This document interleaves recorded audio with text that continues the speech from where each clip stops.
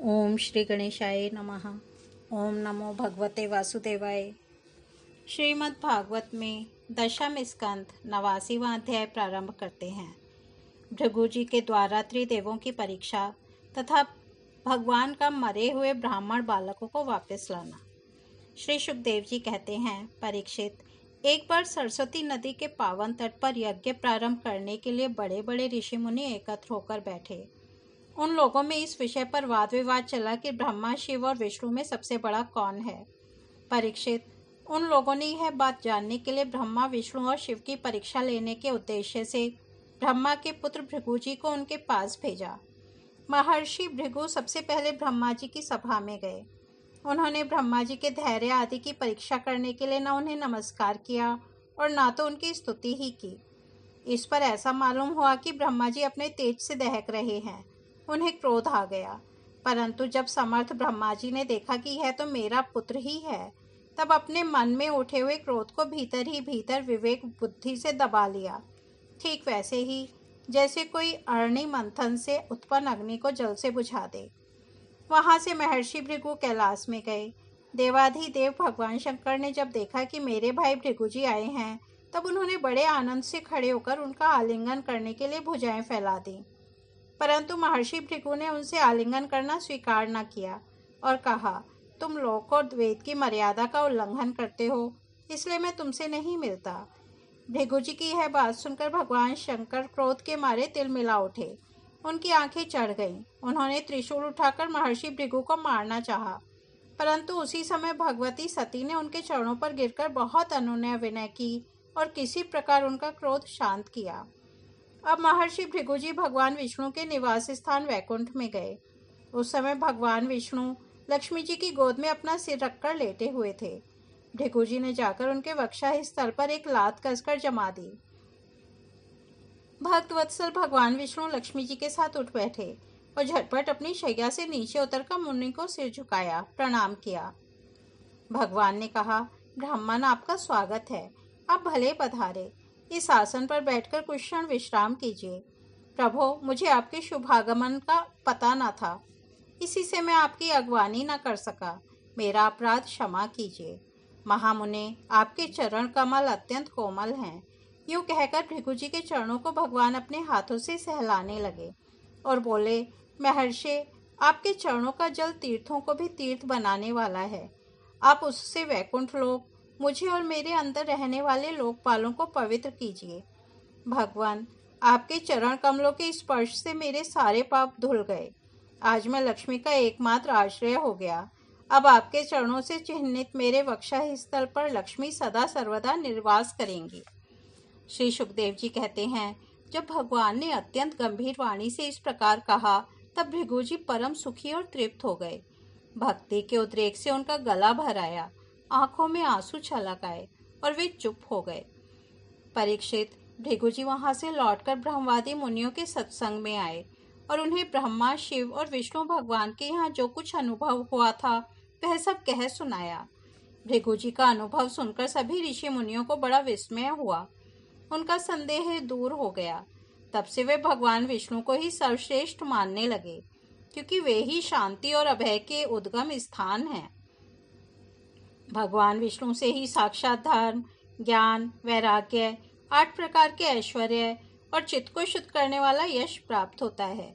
शांत, समचित, अकिंचन और सबको अभय देने वाले साधु मुनियों की वे ही एकमात्र परम गति हैं, ऐसा सारे शास्त्र कहते हैं।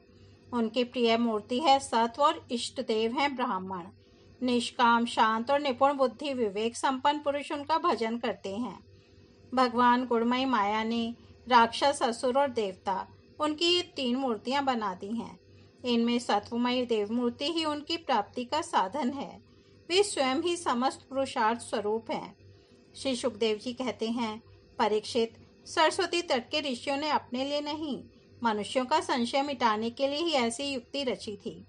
पुरुषोत्तम भगवान के चरण कमलों की सेवा करके उन्होंने उनका परम पद प्राप्त किया।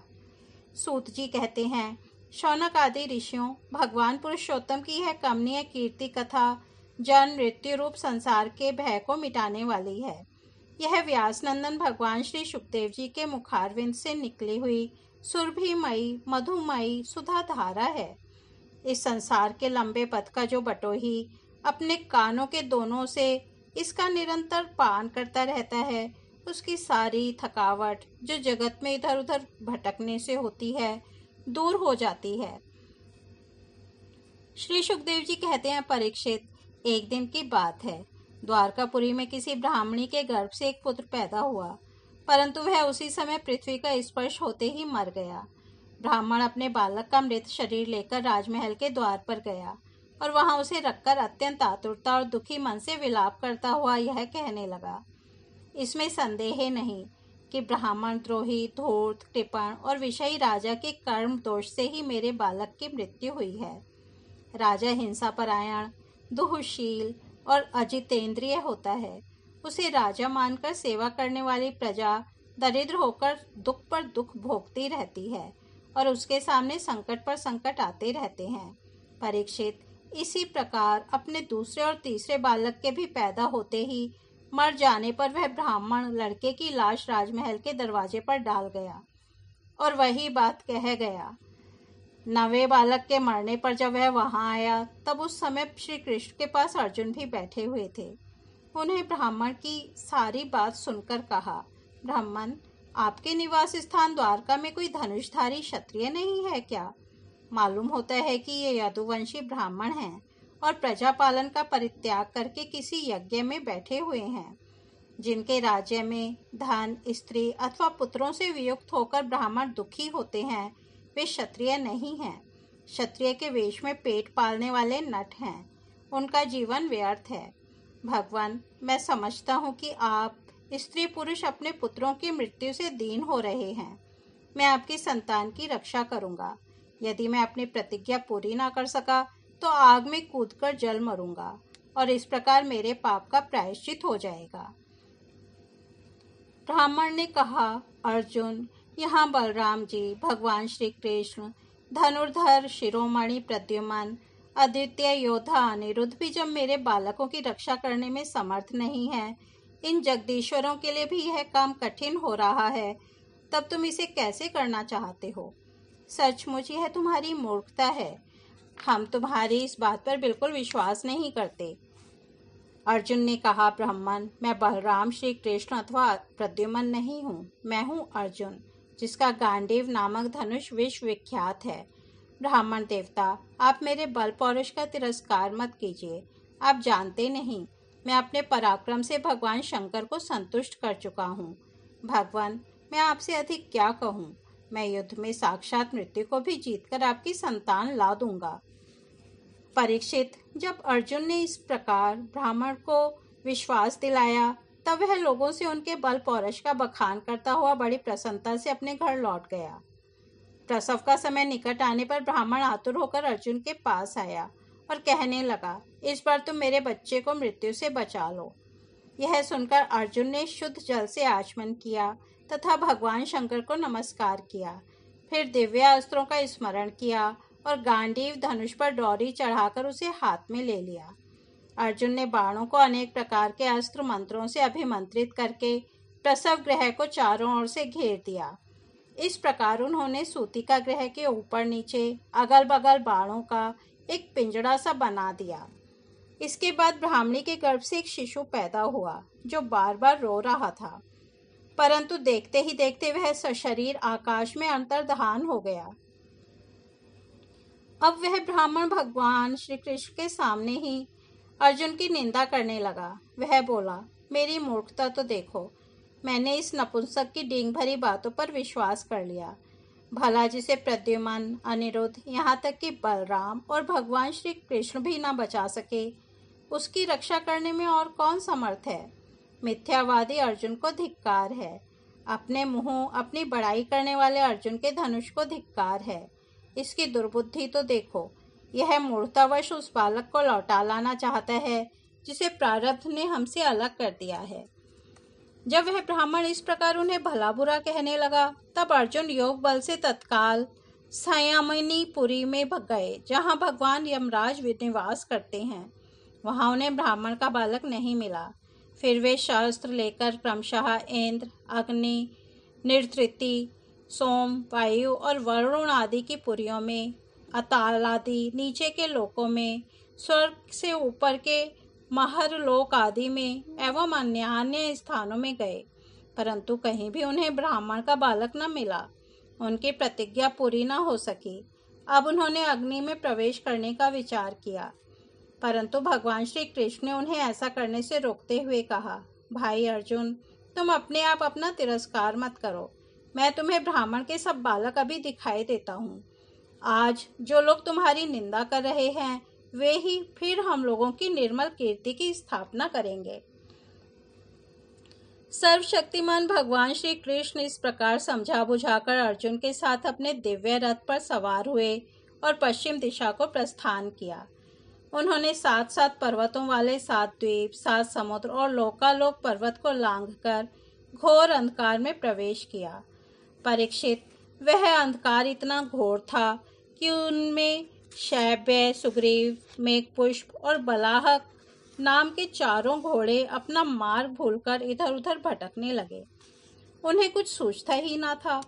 योगेश्वरों के भी परमेश्वर भगवान श्री कृष्ण ने घोड़ों की यह दशा देखकर अपने सहस्त्र सहस्त्र सूर्यों के समान तेजस्वी चक्र को आगे चलने की आज्ञा दी। सुदर्शन चक्र अपने ज्योतिर्मय तेज से स्वयं भगवान के द्वारा उत्पन्न उस घने एवं महान अंधकार को चीरता हुआ मन के समान तीव्र गति से आगे आगे चला। उस समय वह ऐसा जान पड़ता था मानो भगवान राम का बाण धनुष से छूटकर राक्षसों की सेना में प्रवेश कर रहा हो। इस प्रकार सुदर्शन चक्र के द्वारा बतलाए हुए मार्ग से चलकर रथ अंधकार की अंतिम सीमा पर पहुंचा। उस अंधकार के पार सर्वश्रेष्ठ पारावार रहित व्यापक परम ज्योति जगमगा रही थी। उसे देखकर अर्जुन की आंखें चौंधिया गईं और उन्होंने विवश होकर अपने नेत्र बंद कर लिए। इसके बाद भगवान के रथ ने दिव्य जल राशि में प्रवेश किया। बड़ी तेज आंधी चलने के कारण उस जल में बड़ी बड़ी तरंगें उठ रही थीं, जो बहुत ही भली मालूम होती थीं। वहां एक बड़ा सुंदर महल था। उसमें मणियों के सहस्त्र सहस्त्र खंभे चमक चमक कर उसकी शोभा बढ़ा रहे थे और उसके चारों ओर बड़ी उज्जवल ज्योति फैल रही थी। उसी महल में भगवान शेष जी विराजमान थे। उनका शरीर अत्यंत भयानक और अद्भुत था। उनके सहस्त्र सिर थे और प्रत्येक फण पर सुंदर सुंदर मणियां जगमगा रही थीं। प्रत्येक सिर में 2-2 नेत्र थे और वे बड़े ही भयंकर थे। उनका संपूर्ण शरीर कैलाश के समान श्वेत वर्ण का था और गला तथा जीभ नीले रंग की थी। परीक्षित, अर्जुन ने देखा कि शेष भगवान की सुखमयी शैया पर सर्वव्यापक महान प्रभावशाली परम पुरुषोत्तम भगवान विराजमान हैं। उनके शरीर की कांति वर्षाकालीन मेघ के समान श्यामल है। अत्यंत सुंदर पीला वस्त्र धारण किए हुए हैं। मुख पर प्रसन्नता खिल रही है और बड़े बड़े नेत्र बहुत ही सुहावने लगते हैं। बहुमूल्य मणियों से जटित मुकुट और कुंडलों की कांति से सहस्त्रों घुंघराली अलकें चमक रही हैं। लंबी लंबी सुंदर 8 भुजाएं हैं। गले में कौस्तुभ मणि है। वक्षः स्थल पर श्रीवत्स का चिन्ह है और घुटनों तक वनमाला लटक रही है। अर्जुन ने देखा कि उनके नंद, सुनंद आदि अपने पार्षद, चक्र, सुदर्शन आदि अपने मूर्तिमान आयुध तथा पुष्टि, श्री, कीर्ति और अजा, ये चारों शक्तियां एवं संपूर्ण रिद्धियां ब्रह्मादि लोकपालों के अधीश्वर भगवान की सेवा कर रही हैं। परीक्षित, भगवान श्री कृष्ण ने अपने ही स्वरूप श्री अनंत भगवान को प्रणाम किया। अर्जुन उनके दर्शन से कुछ भयभीत हो गए थे। श्री कृष्ण के बाद उन्होंने भी उनको प्रणाम किया और वे दोनों हाथ जोड़कर खड़े हो गए। अब ब्रह्मादि लोकपालों के स्वामी भूमा पुरुष ने मुस्कुराते हुए मधुर एवं गंभीर वाणी से कहा, श्री कृष्ण और अर्जुन, मैंने तुम दोनों को देखने के लिए ही ब्राह्मण के बालक अपने पास मंगा लिए थे। तुम दोनों ने धर्म की रक्षा के लिए मेरी कलाओं के साथ पृथ्वी पर अवतार ग्रहण किया है। पृथ्वी के भार रूप दैत्यों का संहार करके शीघ्र से शीघ्र तुम लोग फिर मेरे पास लौट आओ। तुम दोनों ऋषिवर नर और नारायण हो। यद्यपि तुम पूर्ण काम और सर्वश्रेष्ठ हो, फिर भी जगत की स्थिति और लोक संग्रह के लिए धर्म का आचरण करो। जब भगवान भूमा पुरुष ने श्री कृष्ण और अर्जुन को इस प्रकार आदेश दिया, तब उन लोगों ने उसे स्वीकार करके उन्हें नमस्कार किया और बड़े आनंद के साथ ब्राह्मण बालकों को लेकर जिस रास्ते से जिस प्रकार आए थे, उसी से वैसे ही द्वारका में लौट आए। ब्राह्मण के बालक अपनी आयु के अनुसार बड़े बड़े हो गए थे। उनका रूप और आकृति वैसी ही थी जैसी उनकी जन्म के समय थी। उन्हें भगवान श्री कृष्ण और अर्जुन ने उनके पिता को सौंप दिया। भगवान विष्णु के उस परम धाम को देखकर अर्जुन के आश्चर्य की सीमा न रही। उन्होंने ऐसा अनुभव किया कि जीवों में जो कुछ बल पौरुष है, वह सब भगवान श्री कृष्ण की ही कृपा का फल है। परीक्षित, भगवान ने और भी ऐसी अनेकों ऐश्वर्य और वीरता से परिपूर्ण लीलाएं की। लोक दृष्टि में साधारण लोगों के समान सांसारिक विषयों का भोग किया और बड़े बड़े महाराजाओं के समान श्रेष्ठ श्रेष्ठ यज्ञ किए। भगवान श्री कृष्ण ने आदर्श महापुरुषों का सा आचरण करते हुए ब्राह्मण आदि समस्त प्रजा वर्गों के सारे मनोरथ पूर्ण किए। ठीक वैसे ही जैसे इंद्र प्रजा के लिए समय अनुसार वर्षा करते हैं। उन्होंने बहुत से अधर्मी राजाओं को स्वयं मार डाला और बहुतों को अर्जुन आदि के द्वारा मरवा डाला। इस प्रकार धर्मराज युधिष्ठिर आदि धार्मिक राजाओं से उन्होंने अनायासी सारी पृथ्वी में धर्म मर्यादा की स्थापना करा दी।